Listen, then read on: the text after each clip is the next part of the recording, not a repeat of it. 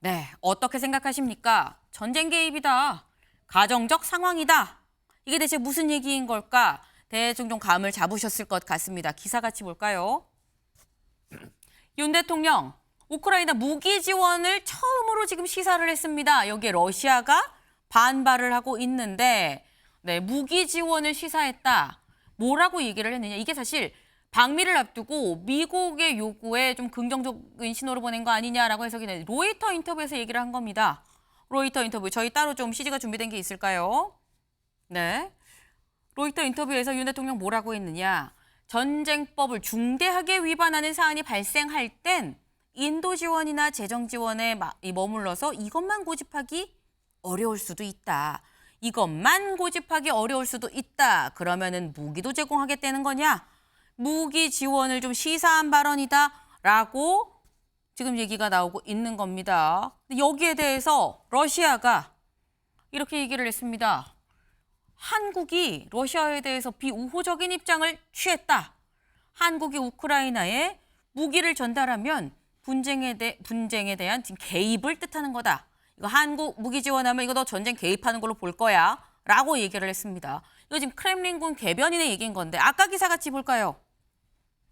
네. 지금 러시아가 반발했다라고 했고 전쟁 분쟁 개입, 메드베데프 얘기도 나옵니다. 메드베데프, 푸틴 대통령의 2인자죠.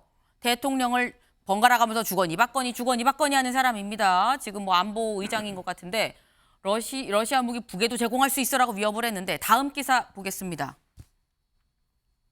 네. 메드베데프가 뭐라고 얘기를 했느냐? 받은 만큼 돌려주겠다. 경고성 메시지를 내놨습니다. 네. 지금 드미트리 메드베데프가 러시아 안전보장이사회 부의장을 현재 하고 있습니다. 근데 본인 텔레그램에 올린 글인데 뭐라고 올렸느냐? 한국 국민들이 북한의 러시아 최신 무기를 보면 뭐라고 말할지 궁금하다. 비꼬는 것 같죠? 그러면서 받은 만큼 돌려주겠다라고 덧붙였습니다. 러시아가 굉장히 강경하게 지금 반발을 하는 그런 모습이라고 볼 수 있는데 지금 저희가 전쟁 개입이냐 가정적 상황이냐 이 저희가 VS로 지금 표시를 했는데요. 대통령실은 그럼 뭐라고 얘기를 했느냐. 러시아에 대한 언급은 가정적인 상황에 대해서 얘기를 한 거다. 더 이상 코멘트하지 않겠다. 가정적인 상황이기 때문에 윤 대통령의 인터뷰 내용 좀 정확히 읽어봐라. 그러니까 문장만 찝지 말고 전체 맥락을 좀 이해를 해라 라는 그런 취지인 겁니다.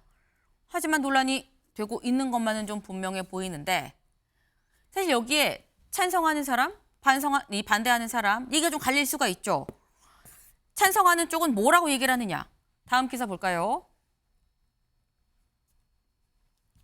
이건 미국이 주도하는 러시아 포위 전략에 합류를 하는 거고 이건 나토와 좀 밀착되고 그리고 우크라이나 재건까지 생각한 실리를 좀 본 거다라고 보고 있습니다. 하지만 반대 입장에서는 또 뭐라고 보느냐.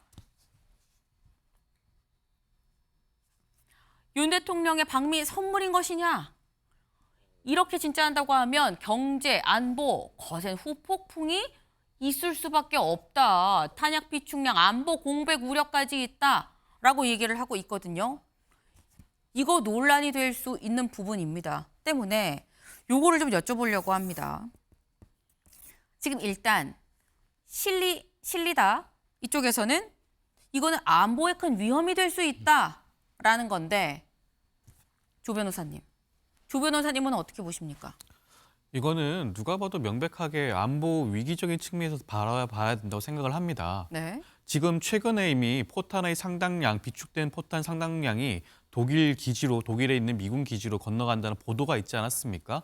거기에 대한 이어서 윤 대통령이 직접적으로 이러한 인터뷰를 했다는 자체가 네. 굉장히 어떻게 보면 대러 관련된 전문가가 과연 대통령실에 있는가라는 게 의심스러울 정도의 진술이 아닌가 싶습니다. 최 변호사님은 어떻게 보세요? 명분과 실리 두 마리 토끼 다 잡는 조치다.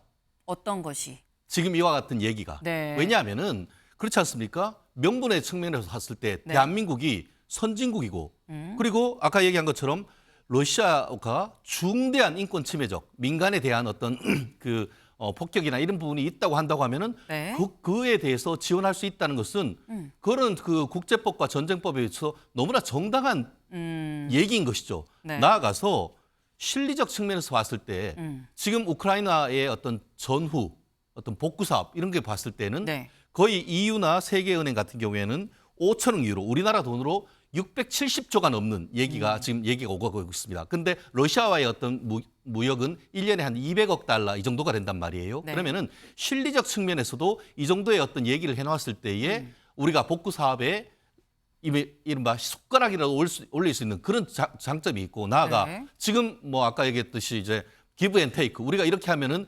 러시아가 북한에 재래식 무기를 준다고 하는데 북한에 핵무기가 있는데 재래식 무기 좀 들어간다고 해서 그게 어떤 큰 영향을 미칠까요? 그러한 어떤 종합적인 고려하에서 네. 외신을 통해서 이 대통령실에서 이런 얘기를 했다. 저는 그렇게 생각하고 싶습니다. 네, 권 의원님. 저는 일단은 이 인터뷰가 서면 인터뷰였습니다. 네. 그러니까 누가 갑자기 물어봤는데 거기에 대한 대답으로 나온 게 아니기 때문에 대통령실에서 이건 가정적 어떤 상황에 대한 것이니까 우리의 어떤 뭐 입장을 밝힌 건 아니다라고 말하는 건 부적절하다고 생각하고요. 서면 인터뷰였기 때문에 저는 어느 정도 조정할 수 있었다고 봅니다. 그게 네. 하나 있고 두 번째로는 그러니까 이게 전쟁에 대해서 외교적인 어떤 압박이라든지 아니면 경제적 압박을 하는 것과 군사적으로 직접 지원하는 건 완전 다른 차원의 것입니다. 그래서 네. 저는 이렇게 접근하는 건 전체 국제 질서를 잘 못 읽는 행위가 아닌가 싶습니다. 국제 질서를 잘 모르고 얘기하는 거 아니냐라는 좀 지적도 하셨습니다. 저희가 준비한 소식 여기까지입니다. 네, 오늘도 좋은 하루 되세요.